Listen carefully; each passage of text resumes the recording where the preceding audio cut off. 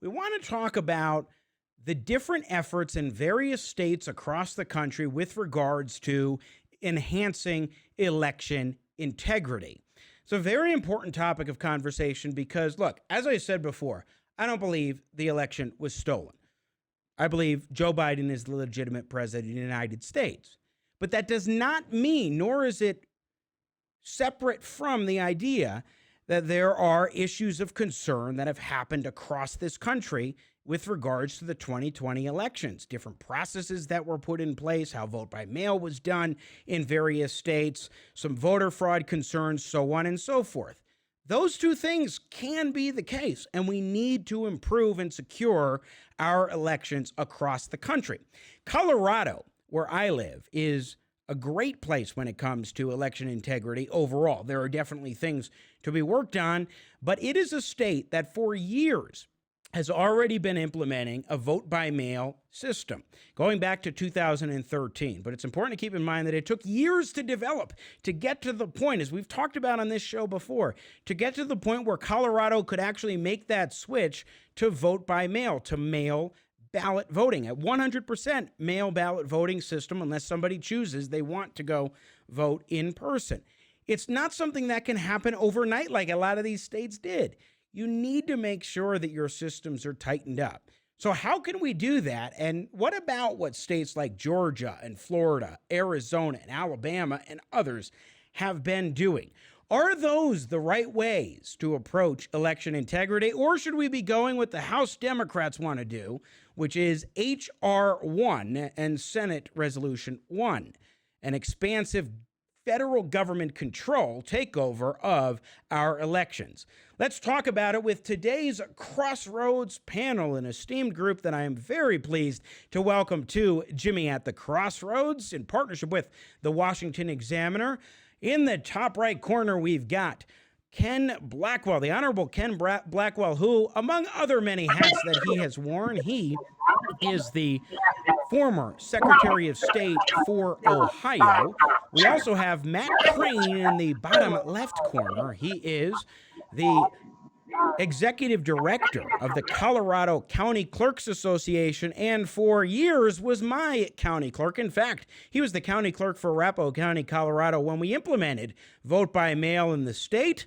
And now he is, as I said, Executive Director of the Colorado County Clerks Association. And in the bottom right corner, we have Garrett Bess, who's the Vice President at Heritage Action for America. And both these gentlemen join me now. Without further ado, welcome to the show. It is so good to have all three of you on. I really appreciate the time today. Oh, what a great mix, I said. Gonna talk money, gonna talk politics. I got Jimmy at the Crossroads, making sense out of nonsense. So, let's jump right into it. I want to ask a broad question, which is, what do you view, each of you individually, the current state of election integrity in this country right now? And what do we most need to be focused on in terms of improvement? I'll start with you, former Ohio Secretary of State Ken Blackwell. It's good to be with you, Jimmy. And good to have you back. This is a great panel. Look, what we want in our election system are two basic things. We want to be able to make sure that the chain of custody of ballots are tight. We don't want too many hands touching too many ballots. We want a chain of custody that is tight. Secondly, we want a verification system put in place through policies and practices that help us to make sure that a voter is who he or she claims to be. You tighten the chain of custody, you put in verification systems, and you begin to put in place a system that reduces the chances of irregularities and fraud, and you build voter confidence in the result. That's what we want, and we have uneven development across the country, state after state, and that's why you're now seeing states pick up the reform effort to make sure that they have tight chains of custody and verification systems. All right, and now let's go to Matt Crane. What are your thoughts on where the current state of election integrity is in this state right now, Matt Crane? So thank you, Jimmy. I think we're in an interesting spot right now. I would say where Blackwell was talking about are very important steps. There are other things that we'd like to work on as well, where enhancing what we can audit around election systems, whether it's signature verification or voter registration, making sure that that work is being done properly and accurately. It took Colorado about 20 years to go, well, 15 years to go from where we moved to no excuse absentee voting to where it was all mail ballot delivery. And so I think that, the states that, moved very quickly in 2020 to go to all mail ballot delivery, I think they're behind. And I think there's some things that we can do to help them in terms of their processes and procedures. But I think we'd be remiss if we also didn't say a part of election integrity has to be people speaking truthfully about elections and what happens. The amount of mis and disinformation that we've had from this election cycle has had a really damaging effect. I would say it's been as damaging as any process issues that we've seen in the states. And so I think we really have to focus on what's true and what's not. And there's plenty of good and there's some bad that we have to talk about as well. But I think we have to have honest conversations around elections, and doing those kind of things will help build people's trust in our processes. Secretary Blackwell and I were talking before we came on about public trust in these processes is so important. We see poll after poll that shows people will not participate if they don't trust the process. So we really have to move forward, everybody together the best we can, to improve our integrity and to speak the truth about what really happens. And I think those things will help boost the integrity around our processes. We are getting some feedback. Not sure where the source is, unfortunately, but I think we'll muddle through it just fine. Garrett Bess, Vice President, Government Relations and Communications at Heritage Action for America. Your brief assessment of the current state of election integrity in America, sir. Well, thanks for having me on. And, I'd like to just echo a little bit of what Matt just said. If people don't trust their system of self-government and how they go about choosing their elected representatives, then really the way that we govern ourselves in this country is at jeopardy. And so, we've seen some polling data that shows either in the 2016 presidential election or in the most recent 2020 presidential election, significant numbers of Americans believe that one of those two presidential elections was basically either stolen or through fraud the outcome was not trustworthy. And so we have a real responsibility to ensure that Americans understand how they choose their elected officials and that they can trust those systems that they choose those elected officials by. Across the states, many state legislators are tackling this issue, and like both Ken and Matt have both said, every state is a little different. So there's not necessarily a uniform one size fits all federal sort of mandate that should come down to tell states how to run their elections. But there are best practices that states can follow to ensure that their elections in their state, the way that they administer them, the way that their citizens choose their officials, can be trusted. And so, our organization is focused on states that look very much like a battleground map, states like Iowa, Georgia, Florida, Texas, Arizona. But across the country, there's other states, Montana, Arkansas, Tennessee, and others that are tackling this issue in their various ways. And our grassroots, which number almost 2 million across the country, have been heavily in all those efforts. And it's just really heartening to see Americans taking ownership over their form of self-government. Well, you're getting at something very important, I think, Garrett Bess, and that is the idea of federalism, that elections are done best when states are able to craft their own policies, their own procedures, yes, with best practices, but not with top-down federal government control, which brings us, for example, to HR1, this bill in Congress that the Democrats are trying to get through that would be very much a federal takeover. I want to show pick number one, panel one. which is a little excerpt. I'm a columnist at the Denver Gazette, a sister publication here in Colorado to the Washington Examiner. And I'm very concerned about this relative to Colorado. I say, for example, Colorado has made improvements over the years. We still have more to do yet. If HR1 becomes law, we won't be able to make the enhancements. Instead, Congress will tie Colorado's hands, limit our ability to strengthen election integrity, and force a rigid one-size-fits-all approach upon us. In short, HR1 will eradicate Colorado's ability to stay atop other states as the gold standard. Matt Crane, as a former Colorado County Clerk and someone who helped oversee the transition to vote by mail in Colorado, where we do have a lot of best practices in place. You know the rough road that it's taken for Colorado to really get things enhanced. I worry about a top-down federal regime that says all states must follow these rules. Jimmy, that's absolutely right. It's funny, you know, when you hear people talk, proponents of HR1 talk about it, they say, oh, well, we want to follow great examples like Colorado. But what's in that proposed legislation would hurt the way that Colorado conducts its elections. You know, we've been able to take, as you said, lessons learned and adapt over time to a point where, you know we still have some work to do, but our model's in pretty good shape. I'm a firm believer that the states should be able to determine what voting laws work best for them.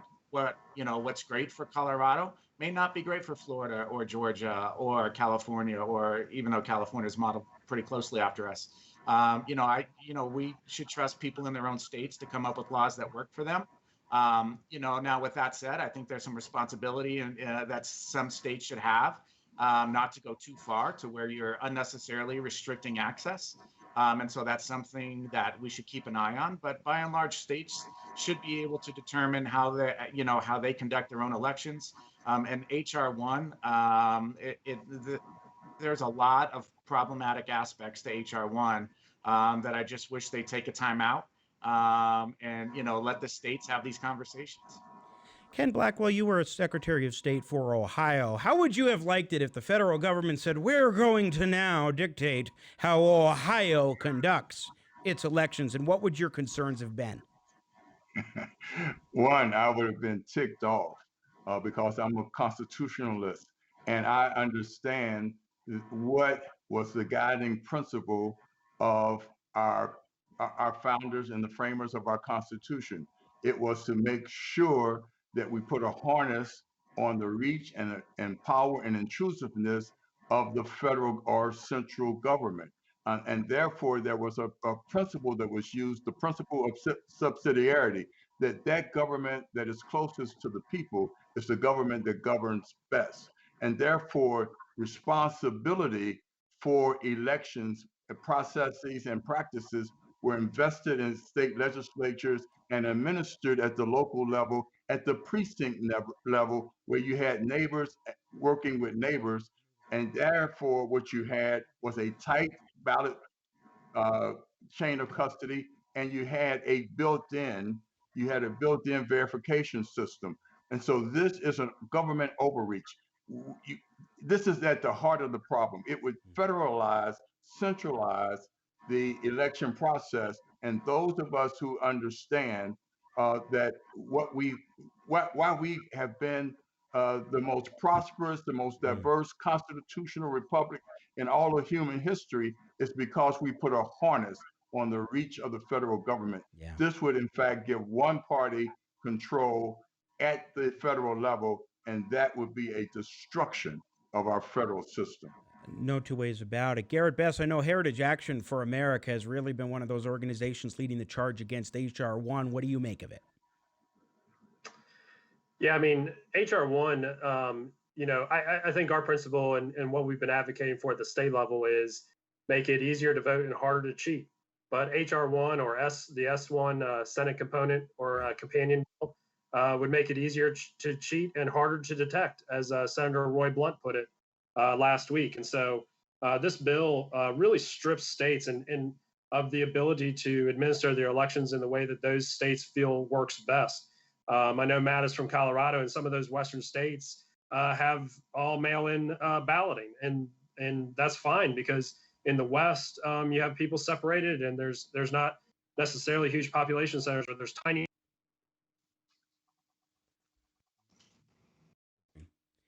It looks like Garrett just cut out for a moment here. Matt Crane, let me ask you about Colorado. When it comes to our state having implemented vote by mail many years ago, I mean, what are a couple of the things that have actually made it work successfully? Well, the fact, Jimmy, that's a great question. I think the fact that we had a 15-year runway where we went in 1998 to no excuse absentee voting. In about 2005, we went to a permanent mail-in absentee list. In 8 or 9, we started being able to allow to run our primary and coordinated, so our off-year elections by mail. So we had worked over a series of years to be able to grow our processes and mature our processes. So when 1303 passed in 2013, we were already familiar. We had good concepts of chain of custody. We had good concepts of with our voting systems and what it looked like, even though we kept evolving on that. We had already started working towards implementing risk limiting audits.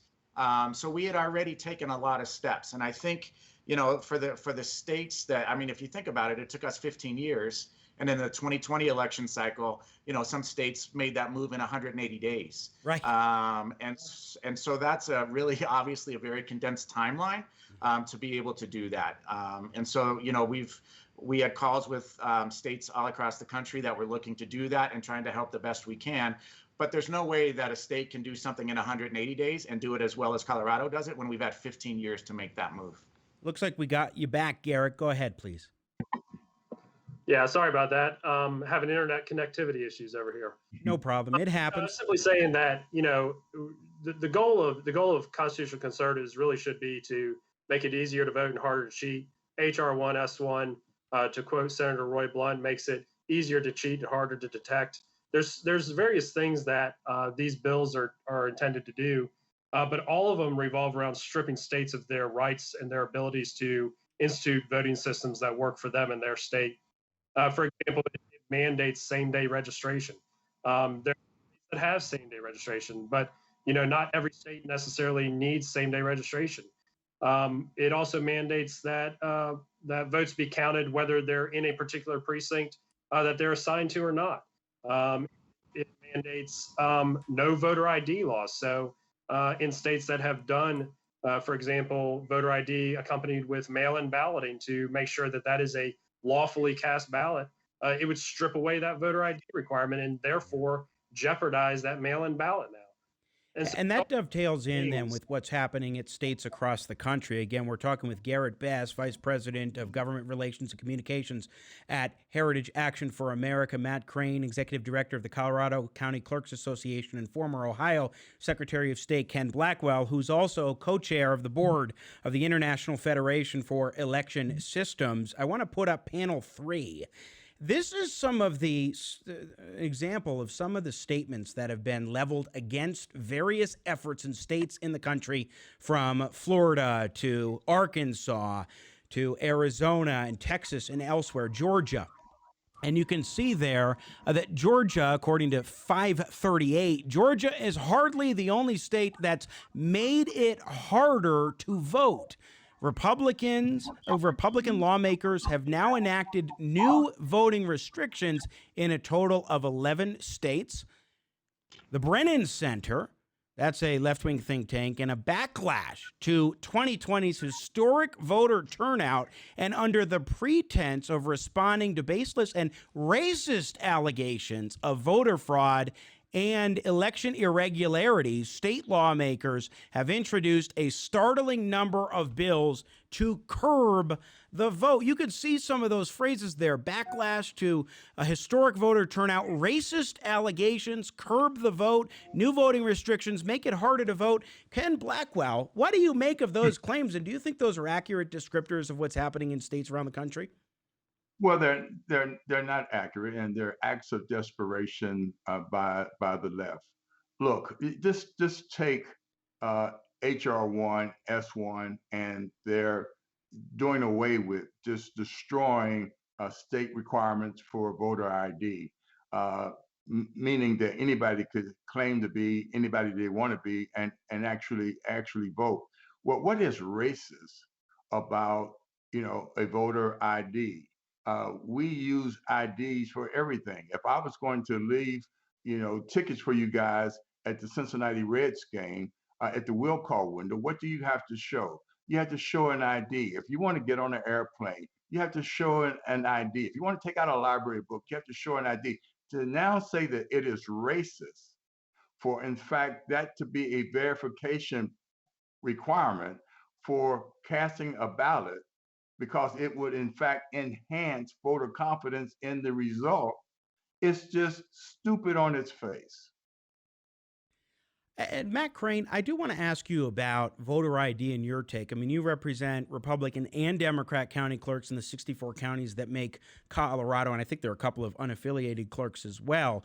What is the nature of the game for a state like Colorado when it comes to voter ID and verification, as well as verification of signatures? And how do you think that fits in with some of the legislation being proposed around the country in other states? So Colorado right now is not a strict photo ID state. So you do have to show some kind of ID, but it can be a utility bill. I'm speaking with my personal hat on and not my association hat on. When I was clerk and recorder, I always supported photo ID. I think poll after poll shows majority of Americans believe in photo ID, including majority of people of color. So, to me, this isn't something that really should be as debated as hotly as it is. I mean, in 2014, President Obama said that photo ID wasn't stopping people from voting. It was other things like apathy and lack of education and these types of things. And I agree with that completely. And those are things that we can work with through the process, through voter education campaigns. I think there's a lot that we can do about that. But the level of conversation right now, as Senator Blackwell said, is that that it's racist or disproportionately impacts people of color. And so that's where the battle lines have been drawn around ID.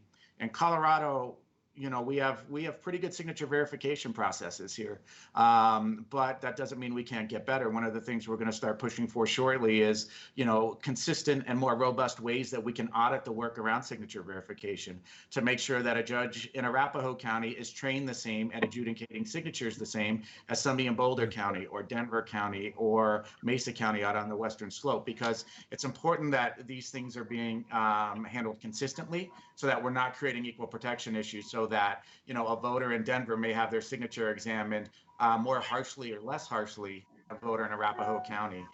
So there are good steps in place here in Colorado, but we're constantly working to improve them and to make them better. Garrett Bess, Heritage Action for America, I know, has been very active in promoting and being involved in these various bills. What do you make of some of the criticisms of, say, Georgia or Florida or Texas, and overall what they're doing? And is there anything that stands out as being particularly important in terms of their efforts? Well, I mean, I think that, people are getting tired of being called racist just simply for believing in basic common sense things such as voter ID laws. I mean, Ken said it great. And I think even Matt referenced some of the polling, like, even in Georgia, something like more than 60% of African-American Georgia actually support voter ID laws. And so this is not something that is targeted at any particular race. And it's simply defending all Americans' right and privilege to vote for the elected officials that they choose. I think corporate America, in some sectors, certainly not all of it, but in some areas, really sort of jumped the gun on their criticism of these laws. They face significant backlash, and in many cases, even some of the high-level names that you saw initially come out, laws, particularly in places like Georgia and Texas, have quietly tried to walk those positions back and get back the pushback from conservative grassroots and Americans that support these things has had an effect on the corporations as well. I want to go to the allegation about racist laws, for example, when it comes to Georgia. And I wrote a column for the Denver Gazette also on how Colorado ends up with Major League Baseball All-Star game, and I think that's a loss for America. The win for Colorado is a loss for America, in my view, and it doesn't represent or reflect what's actually the case in Georgia. But here, of course, in April is what President Biden said about Georgia making comparisons to Jim Crow laws.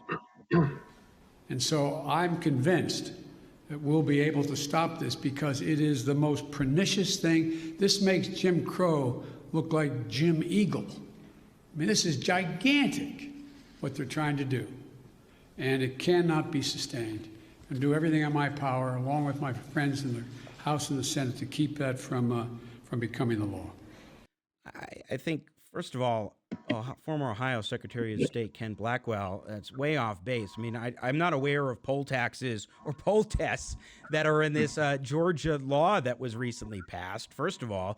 Second of all, I think what Republicans and what people who are just in general advocating for some more election integrity are trying to do is strike a balance here between making sure that more people are able to cast votes and also that there isn't, as Garrett said, cheating that's going on, that we can ensure that people who are casting votes are valid voters. What's your take on all that? Garrett was right. You know, we are all in this to make it easier to vote, harder to cheat. Look, you guys are probably a tad bit younger than I am. And back in the 60s, when I couldn't even vote because the age limit was 21, but I could drive. You know, I was in Chattanooga, Tennessee. I was in Clarksdale, Mississippi. And let me tell you, when a black person would go into a voting booth and would ask, you know, how many jelly beans are in this jar, and if they didn't get the exact number, which they never did, they couldn't vote. To equate, you know, reforms in Georgia and Florida and elsewhere with that sort of practice, you know, again, it's stupid on its face. We, in fact, have been working to make sure that, again, that we had tight control over the chain of custody of ballots and common sense verification processes. Joe Biden was saying that anything that required a voter ID, whether it's photo or any kind of voter ID, or block the unlimited use of ballot harvesting was racist, you know, shows me that he thinks people are dumb. And that is an insult in and of itself. And that's why he's getting the pushback. And I would imagine that he will have to start walking some of this stuff back, just like Delta, just like Coca-Cola and others. We're going to wrap up in a moment with our guests, Matt Crane, Ken Blackwell, and Garrett Bess here on Jimmy at the Crossroads. Really appreciate your time today. I want to throw up just sort of my summation from a recent Denver Gazette column of what was going on in Georgia. And I think this is very important to put in perspective. To be clear, in Georgia, no excuse mail ballots are still legal. The time window for early voting is longer. Voter ID requirements are now the same for mail ballots as in person. They're claiming that there's some different standards, some tightening of the rules specifically for mail ballots. No, they're simply saying voter ID requirements are going to be the same as for in-person voting. And drop boxes are required, giving voters more places to drop off ballots. Where is this Jim Crow 2.0 exactly? And I think it's important to keep that in perspective. But as we wrap up, I want to ask about striking the balance. Matt Crane first, coming from Colorado as the executive director of the Colorado County Clerks Association. What would you advise in different states as they strike this balance and really need to work together across party lines, as has happened in shaping previous legislation in Colorado to a good extent, in order to make sure that there is that kind of election integrity? And also, what about ballot drop boxes in your view? Because there's a lot of discussion of that, and actually a couple of these bills do seem to address that in ways that may limit where you're able to put them. So a couple of things. I'll take your second question first and then come back to the more broader question. You know, in Colorado, we've built our model around ballot drop boxes. We feel like it's a pretty secure process for people to be able to return their ballots. We all know our friends at the post office, while they do a great job, their record isn't 100%. So we feel like ballot drop boxes are a more secure and accessible way to make sure that the county gets your ballot. And then when you think about ballot tracks and other tools that we've implemented in Colorado, our friends in Denver started that, but now everybody across the state does it. It allows a lot of transparency around that process, so a person can follow their ballot throughout its life cycle. To your first question, Jimmy, I think about the broader conversation of what that looks like. I think we have to start with a place to where we get back to telling the truth. There's been so much mis and disinfo about what happened in 2020. And, when you say that, most people think it comes from the right. And to be sure, there is plenty of mis and disinfo that's come from the right. But when you look at the responses, as we've heard from Ken and Garrett, about what's happening in Georgia and in other states. There's been disinfo about that and misinfo coming from the left too, trying to scare people, trying to scare their base into coming out, and supporting, whatever, policy points they want to push forward. So we have to get back to a place, and, I know politics, I'm not naive to politics, but we have to get back to a place to where we're speaking more honestly about what's happening, what are the intended impacts of legislation, what does the data say, what does the polling say, like around photo ID, and it's really incumbent, I think, on voters as well, on citizens. If you want to know about what happens in your election process, don't listen to Rachel Maddow or Sean Hannity. Call your local election official. Get to know your local election official. Go watch an election. Go serve as an election judge. Participate in the process so that you can learn firsthand. And so you can say, oh, you know what? What I just heard there isn't true. I can tell you this is true. I always told people when I was elected, you can be our best ambassadors to talk about what's real and what's not in this process. And a lot of times when we got people in and we gave them tours of our facility and talked to them, they came away and said, wow, so what I heard here on this station, this radio station, or on that television show isn't true. And it's like, no, it's not true. So really, it's, people have a big ownership stake in this too. Go and visit your election office and learn firsthand what happens. Garrett Bess, your thoughts on striking the balance. Do you think that states that are advancing election integrity bills are doing that, striking that balance? Well, I certainly think that this round of election bills that are proceeding through the states or have already proceeded are balanced. The idea that in 2018 ballot drop boxes basically didn't exist in Georgia, then all of a sudden you have a pandemic in which they were all over the place, and then Georgia decides to codify how a ballot box should appear in the context of elections. That is a very balanced and representative way to go about verifying how ballots are submitted. Garrett, can I just underscore your point that here in Colorado, we have specific, which is hailed as the gold standard across the board. We actually have specific standards in this state on ballot drop boxes, just as Georgia's doing now. Yeah. I mean, and again, don't quote me exactly on what Georgia's law specifically does with ballot boxes, but if I remember correctly, they simply say they have to be on a county property. Yeah. And so essentially, and some security precautions need to be taken too. Yeah. And so, and look, there's a whole conversation we could have about ballot drop boxes and what the left wants to try to do with them. I mean, the left is not, saints in this process. They sure ballot drop boxes occur in precincts in which they think they will get an overwhelming number of votes. It's not that ballot drop boxes in and of themselves are wrong or right. If a state wants to use them, just make sure it's a secure method that you use them. And so I think that Georgia and other states that are contemplating legislation along those lines have been balanced. But then, like what Matt said, the ability to track your ballot through the process and verify when it's counted. I mean, that's a really, really good principle to follow, and that is just transparent. Americans will trust a vote if they lose the vote, if it's a transparent process. What they don't trust is when they can't figure out what happened. They don't have transparency into how the ballots are counted. They don't understand where their ballot went to, and who's responsible for counting it. And whenever you have that, that's a scenario for mistrust in the elections process. And so transparency methods, those are the things that Americans really all should support. And then we can have a battle of ideas, knowing for sure that the elected results will be true. And final word to former Ohio Secretary of State Ken Blackwell. Sir, what are your thoughts on striking that balance and where the states are headed? We have to keep it simple, keep it local, keep it bipartisan. We must be the resistance to this unprecedented power grab to centralize, to federalize the management and the administration of elections. We, in fact, understand very clearly what was at stake when the framers of our Constitution put the harness on the federal government, the central government, to make sure that power stayed with the people. And that is reflected in our election systems and the way they are structured. We can always do better. And that's what we're seeing state after state, are reforms that will build voter confidence in the results that are provided by elections. Free Gentlemen, and fair we went elections. long and we had there we go. There's the applause for you.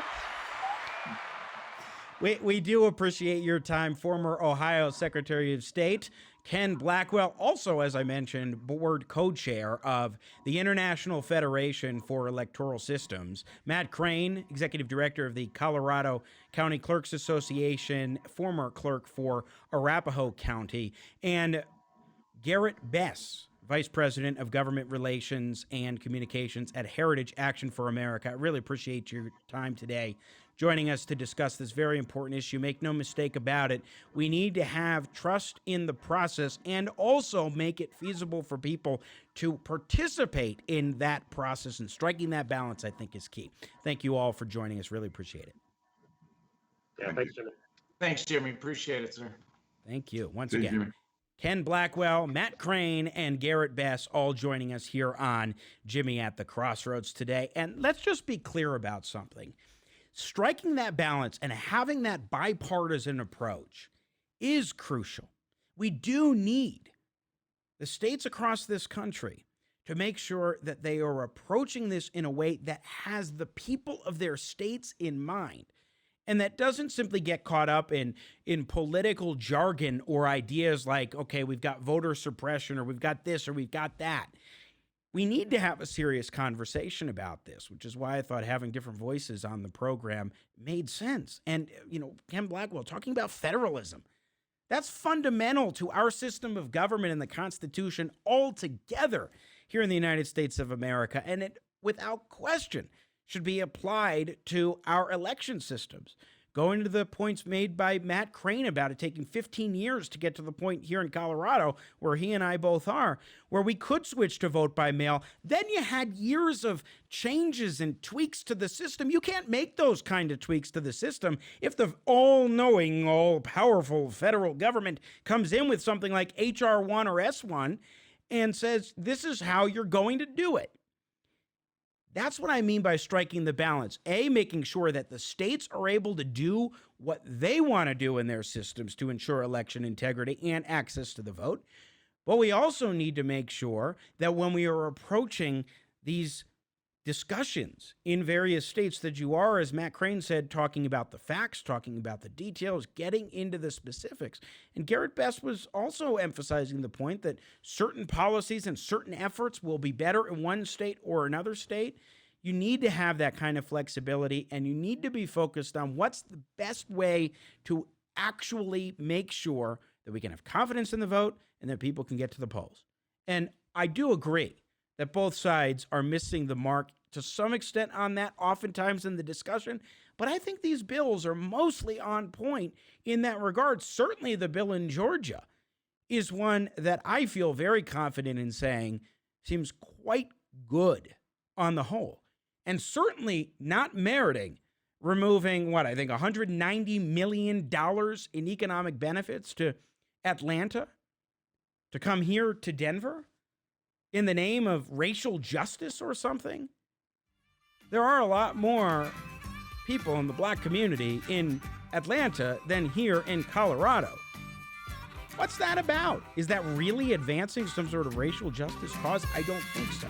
Let's be honest, let's be open, and let's have integrity in this discussion and approach it in a way that does justice to our republic and to its citizens. Talking politics, great for generations. Oh, what a mix. I got Jimmy at the crossroads, making sense out of none. no sense.